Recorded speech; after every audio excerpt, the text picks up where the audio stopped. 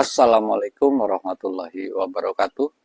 Teman-teman, kita kembali lagi di Never Ending Aglonema, sebuah channel yang membahas khusus tentang aglonema. Semoga teman-teman dalam badan sehat walafiat sehingga bisa beraktivitas seperti biasa.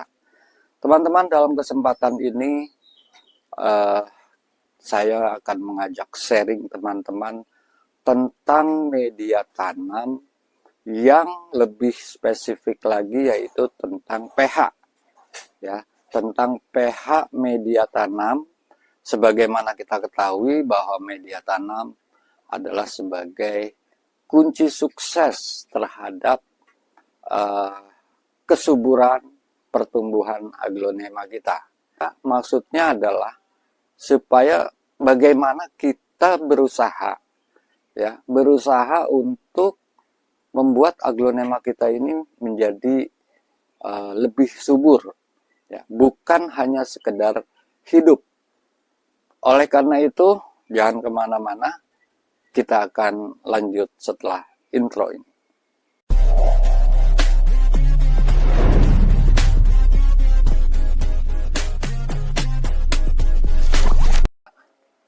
Baik teman-teman, kita kembali lagi. pH, sering kita dengar istilah pH, ya. pH singkatan dari potential of hydrogen, ya, potensi kekuatan dari hidrogen, ya. Ukuran pH ini adalah dalam rangka untuk, ya, mengukur tingkat keasaman dari sebuah, sebenarnya bukan hanya media tanam, ya, bisa untuk air, untuk makanan dan lain-lain. Jadi pH, potential of hydrogen, ini adalah sebuah tingkat atau derajat keasaman suatu benda, ya. pH ini ditemukan oleh ilmuwan dari Denmark, ya. Saya lupa namanya siapa, tapi dari Denmark. Jadi dijadikan satuan ukuran tingkat keasaman atau kebasaan, ya, tingkat keasaman, biasanya istilahnya untuk ke tingkat keasaman. Khusus untuk aglonema dan beberapa jenis tanaman lainnya, tingkat pH yang baik adalah 6,5 sampai 7, ya. Di bawah 6,5 itu 5,4 udah kita anggap asam. Dan di atas 7, 7,5, 8, 8,5, 9 kita anggap itu alkali atau basa, ya. Jadi untuk tanaman khususnya aglonema di dunia kita ini, ya, di dunia aglonema ini, media yang paling baik untuk pertumbuhan aglonema adalah berkisar antara 6,5 sampai 7 untuk tingkat pH-nya. Bagaimana jika pH-nya terlalu rendah atau asam, atau sebaliknya terlalu tinggi atau basa? Yang terjadi adalah yang pertama, ya, unsur hara yang ada di dalam media tanam tadi tidak dapat diserap oleh tanaman, ya, jika pH-nya asam atau di bawah 6,5, ya. Tanaman aglonema tidak akan bisa menyerap unsur hara makro, khususnya yaitu unsur hara fosfor, kalsium, dan magnesium, ya. Sebagaimana kita ketahui bahwa fosfor adalah unsur hara yang sangat penting dalam membentuk pertumbuhan, ya, dalam meningkatkan pertumbuhan dan merangsang untuk dia bisa berkembang biak, ya, berkembang biak dan berfotosintesis juga. Bayangkan jika unsur hara fosfor ini tidak bisa diserap oleh tanaman, maka tanaman tersebut mungkin tidak mati, tapi dalam tanda kutip kekurangan gizi dalam rangka untuk berkembang, ya. Yang kedua, kalium, ya. Sebagaimana kita ketahui juga kalium adalah dalam rangka pembentukan sel, penggandaan sel. Jika penggandaan selnya itu normal, baik, stabil, pohon akan cepat tumbuh. Dan dalam rangka menguatkan juga karena di sana ada unsur kalsiumnya, ya, menguatkan.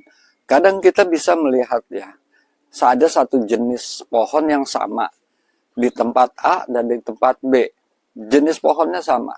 Contoh saja, misalnya aglonema apa nih? Nah ini, oh ada di bawah ternyata. Ini aglonema escada nih, ya. Dengan jenis yang sama di tempat A dia bisa tegak, bisa berdiri walaupun panas. Tapi di tempat B dengan jenis yang sama dan kondisi cuaca yang sama, misalnya di siang hari dia rebah, ya. Nah itu menandakan kemungkinan besarnya kekurangan unsur kalsium. Jadi kalsium itu membentuk sel supaya lebih kuat, menggandakan sel, dan memberikan kekuatan pada unsur batang dan tangkai. Ya, demikian. Kemudian yang ketiga, magnesium. Ya, kita tidak bisa diserap juga. Di samping fosfor, kalsium. Dan yang ketiga, magnesium, di mana magnesium ini memberikan kemampuan lebih pada klorofil si hijau daun yang ada di aglonema kita ini, si hijau daun ini, untuk melakukan fotosintesis atau proses memasak sehingga dan bertugas mengadakan transportasi energi. Ya, jadi fotosintesis itu fungsinya untuk itu. Ya, kalau istilahnya orang bilang mah klorofil itu tempat masaknya, ya, dimasak matahari gitu kan. Ya, jadi sebenarnya adalah klorofil daun itu dalam rangka untuk menyebarkan, mengedarkan, menstransportasikan unsur hara, ya, ke seluruh bagian tanaman. Ya, itu efek negatif yang apabila pH-nya rendah atau asam. Ya, kemudian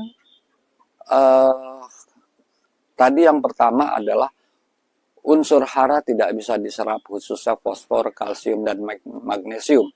Yang kedua, unsur hara yang seharusnya, ya, yang seharusnya menjadi faktor penumbuh, faktor penunjang si aglonema tadi, karena medianya asam, justru sebaliknya menjadi sebuah racun karena tidak bisa diolah, dikarenakan oleh tingkat keasaman dari media itu.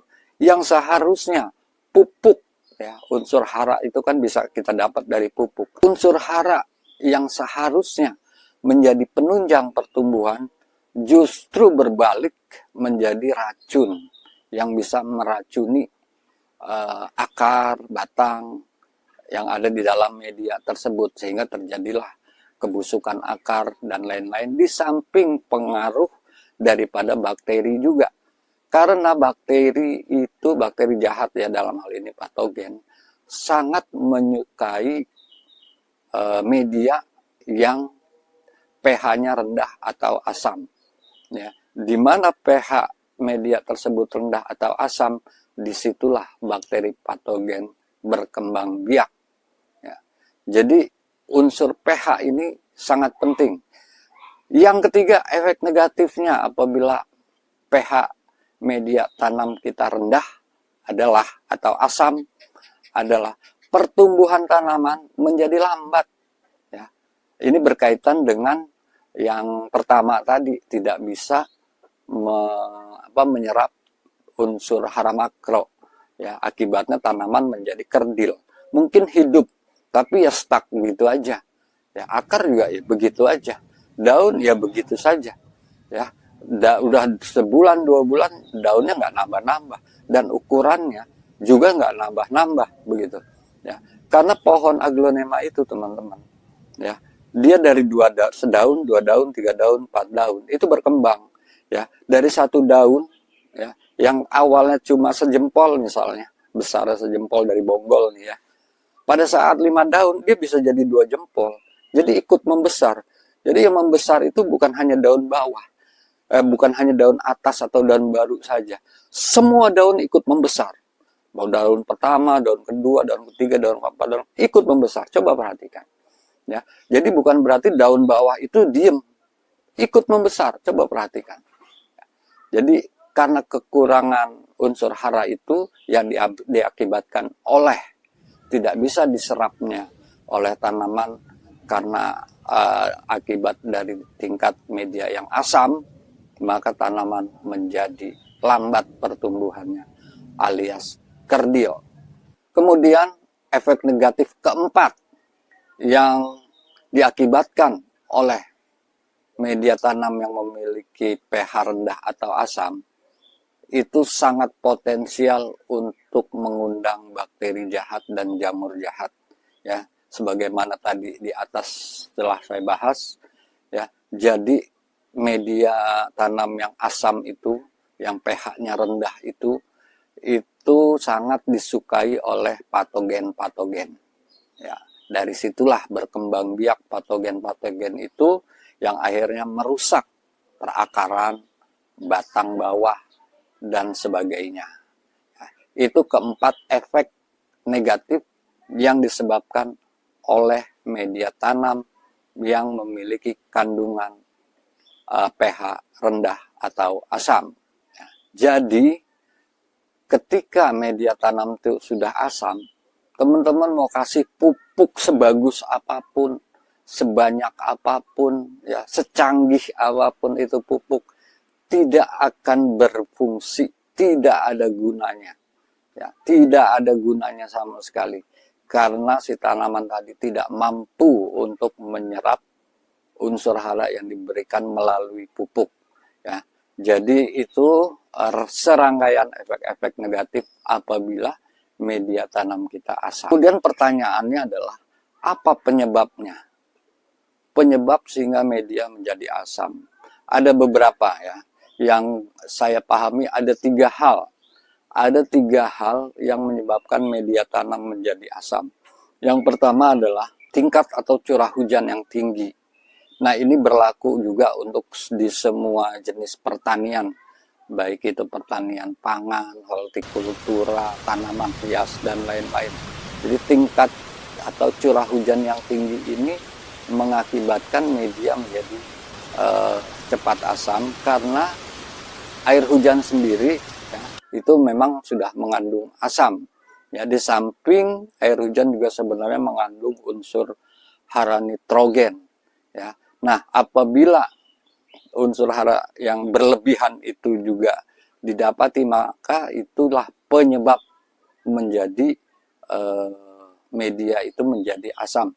Nah, ini hati-hati buat teman-teman yang nurserynya atau tempat pemeliharaan aglonya atau kandang aglonya tidak memakai UV yang terkena hujan langsung.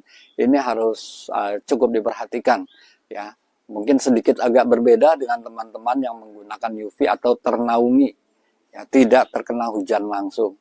Di tempat saya yang satunya itu dia tidak pakai UV, ya. Nah, kalau yang di sini pakai UV. Jadi harus ada perhatian yang sedikit ekstra untuk tanaman-tanaman aglonema yang tidak ternaungi atau terkena hujan langsung karena sifat air hujan itu asam. Itu yang pertama, yaitu tingkat atau curah hujan yang tinggi. Apalagi hari ini kita sedang memasuki musim penghujan. Yang kedua adalah penyebabnya adalah karena aerasi, ya, dan tingkat porositas media yang kurang, ya, yang kurang, lubang potnya kurang, ada pun tidak sesuai pada tempatnya. Kan suka ada tuh, ya, pot dilobangin di tempat yang tinggi gitu, padahal ada titik terendahnya, tapi di titik terendahnya itu justru nggak bolong. Nah, itu teman-teman harus perhatikan juga, ya. Silakan ditambahkan lubang pot jika dirasa kurang untuk menambah supaya tidak ada air yang menggenang di dalamnya, ya. Akibat air yang menggenang, banyak air yang menggenang di dalamnya itu pun akan mengakibatkan media tanam menjadi cepat asam. Ketika asam, itu akan cepat mengundang kehadiran bakteri-bakteri patogen. Itu yang kedua. Dan yang ketiga adalah akibat tingkat pemupukan yang berlebihan. Ya, makanya di setiap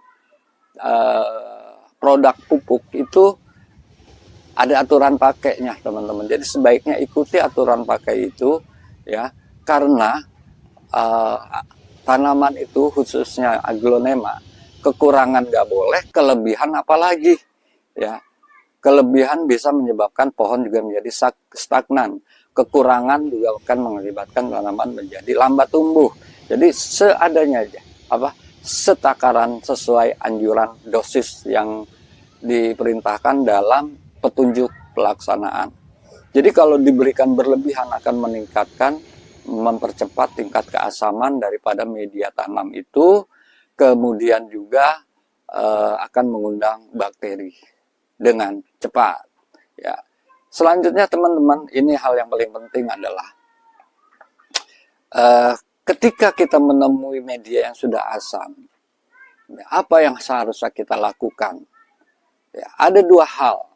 Yang pertama dicegah dari awal, yang kedua perbaikan. Cegah dari awal ada caranya. Ini akan saya berikan satu tips ya, bagaimana cara untuk supaya media tanam yang kita berikan di aglonema kita itu memang pH-nya itu bagus atau netral di angka 6,5 sampai 7. Jangan sampai di bawah 6,5. Ya, hidup sih hidup ya, tapi lama. Itu yang kita tidak inginkan. Ya, dia berkembang stabil, normal, bisa besar, beranak pinak dan lain-lain. Ya, ada tips bagaimana caranya untuk persiapan di awal sebelum dijadikan media tanam, dan bagaimana ketika kita telah menemukan sesuatu media yang ternyata sudah asam gitu. Kita akan kembali setelah ini.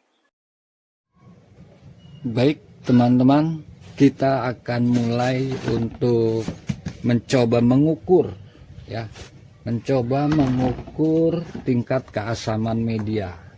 Ini yang pertama akan saya tambahkan media tanam, akan saya masukkan ke media tanam ke dalam pot. Kemudian untuk mengukur tingkat keasamannya kita perlu alat nih teman-teman. Ya, kita perlu alat, yaitu alat untuk mengukur tingkat keasaman media. Ya, jadi sebagaimana yang sudah kita ketahui bahwa tingkat pH media tanam aglonema yang baik itu adalah 6,5 ya, 6,5 sampai 7. Nah, ini posisinya udah di 7 netral. Kita akan coba masukkan alat ukur ini ke dalam media tanam. Nah, akan kita coba ukur. Nah, berapa nih kelihatan? Ternyata di 6 nih teman-teman ya. Tapi karena ini perlu waktu atau perlu proses, kita akan diamkan sekitar 5 menit ya, karena alat ukur yang saya pakai ini tidak pakai baterai ya, jadi manual nih. Mungkin kalau dia pakai baterai dia akan langsung ngebaca, langsung cek gitu ya. Ini enggak, jadi ini perlu waktu ya, sekitar 5 menit ya. Nah, yang ini tadi sudah beberapa lama, ternyata posisinya masih tetap ya, tidak terjadi perubahan. Yang kita mau tuh di 6,5 sampai 7. Ini posisinya ya sekarang masih di sekitar 6,3 lah. Ini berarti masih kurang ya, masih kurang baik. Nah, jika ketemu hal-hal yang seperti ini, jalan keluarnya mudah nih teman-teman ya. Ini akan kita tuang lagi ke sini ya, dengan media yang sama ya, tanpa kita ganti ya. Kemudian kita tambahkan kapur dolomit. Kapur dolomit itu berasal dari batuan dolomit ya, biasanya adanya di sekitar pantai, tapi ada juga ilmuwan yang mengatakan bahwa kapur dolomit yang baik adalah kapur dolomit yang berasal dari kulit kerang ya, berbentuk tepung atau powder, dan ini tidak larut ya teman-teman. Ini tidak larut di air. Untuk kapur dolomit ini bukan yang sifatnya larut, dia tidak akan larut dalam air. Kemudian nih teman-teman, setelah itu ya, sebenarnya untuk penggunaan kapur dolomit supaya lebih bereaksi itu perlu waktu sekitar 1-2 minggu ya, sehingga dia bisa untuk menetralkan. Namun karena ini kita sifatnya uji coba atau ngetes ya, tadi di awal itu 6,3 ya tingkat keasamannya. Ini udah kita kasih kapur dolomit, kemudian kita akan tes lagi. Ini udah saya campurkan ya, nggak usah banyak-banyak. Ini udah saya campurkan dengan dolomit ya. Hasilnya seperti apa kita akan cek segera nih teman-teman nih ya. Kita akan tusuk lagi ya, dengan alat yang tadi ya, kita bersihkan dulu alatnya, kita masukkan lagi yang tadi terakhir 6,3 ya, tanpa kita merubah atau mengganti media ya. Media yang tingkat keasamannya 6,3 kita kasih dolomit, nanti kita tunggu beberapa waktu hasilnya akan seperti apa. Baik teman-teman, setelah beberapa waktu kita akan cek. Setelah tadi sebelum kita berikan kapur dolomit posisinya di 6,3. Nah sekarang terlihat sudah di 6,5 nih ya. Ini agak goyang, ini akan saya coba fokuskan nih. Nah posisinya udah di 6,5 lebih ya, artinya dolomit memang bekerja ya untuk meningkatkan pH tanah ya. Dan yang paling baik itu sebenarnya penggunaan dolomit itu memang melalui proses ya, paling tidak itu 1-2 minggu. Nah itu baru akan benar-benar maksimal hasilnya. Nah kalau ini kan hanya baru beberapa menit saja ya, hanya beberapa menit saja tapi sudah bisa mengendalikan pH tanah yang tadinya cukup rendah, nih dia bisa menaikkan ya. Jadi kalau dalam sistem pertanian pangan itu sebelum masa tanam, lahannya itu 2 minggu sebelumnya udah ditaburin dolomit teman-teman ya. Tidak seperti yang saya contohkan ini yang langsung kita taburin, langsung kita cek, kita ukur. Tapi paling tidak ini ada perubahan ya. Demikian, jadi ini terbukti bahwa dolomit berfungsi ya, bekerja untuk meningkatkan pH tanah atau pH media tanam. Demikian teman-teman sharing kita kali ini tentang pH media tanam yang baik untuk aglonema. Semoga sharing kita ada manfaat untuk dalam rangka merawat aglonema menjadi lebih baik. Dari saya cukup sekian, mohon maaf jika ada kekurangan. Wabillahi taufik wal hidayah. Assalamualaikum warahmatullahi wabarakatuh. Terima kasih teman-teman yang sudah menonton video ini. Jangan lupa klik tombol subscribe. Dan jika kalian suka video ini, angkat jempol